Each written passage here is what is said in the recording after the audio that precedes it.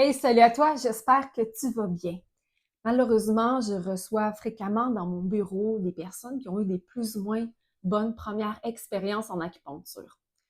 L'un des facteurs principaux de leur inconfort consistait en le fait qu'ils et elles ne comprenaient pas pourquoi. Pourquoi des aiguilles? Pourquoi ces endroits-là sur mon corps? Pourquoi l'acupuncture marche pour certaines conditions et d'autres non? À différents moments, c'est possible qu'il n'y avait pas l'espace pour poser ces questions-là. À d'autres moments, c'est le temps qui manquait. Si tu es curieux, curieuse de mieux comprendre la pensée médicale chinoise, je t'invite à visionner cette courte série de vidéos dans laquelle je vulgarise ce riche savoir qui est à la base même de ma profession. Comme tu as dû le deviner, je m'appelle Audrey et je suis acupuncteur dans la vie.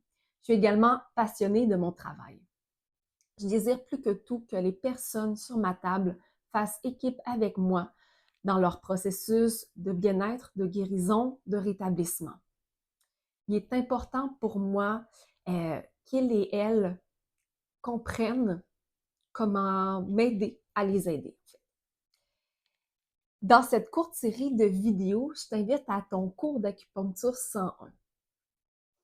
J'ai démystifié en fait des concepts utiles, des connaissances qui vont faire écho avec ton vécu et celui de tes proches. Dans la vidéo-ci, je parle plus spécifiquement de qu'est-ce que le yang. À tout de suite.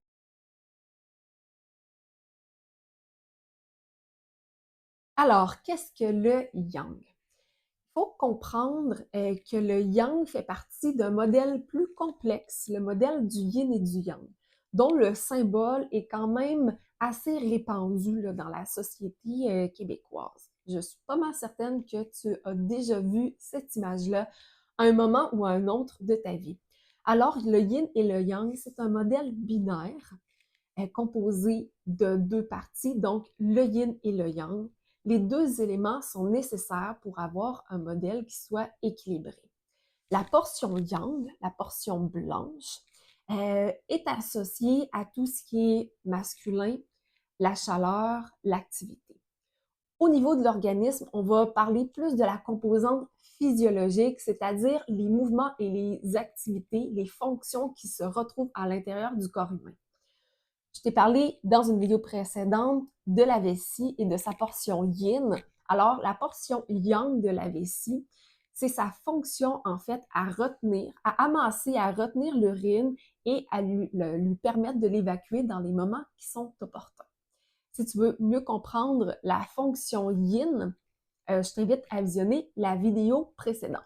En résumé, le modèle du yin et du yang est un modèle complémentaire et binaire, dans lequel le yang va s'occuper de tout ce qui est l'activité, donc le bon fonctionnement des organismes, est dépendant de son niveau de yang, de la qualité du yang.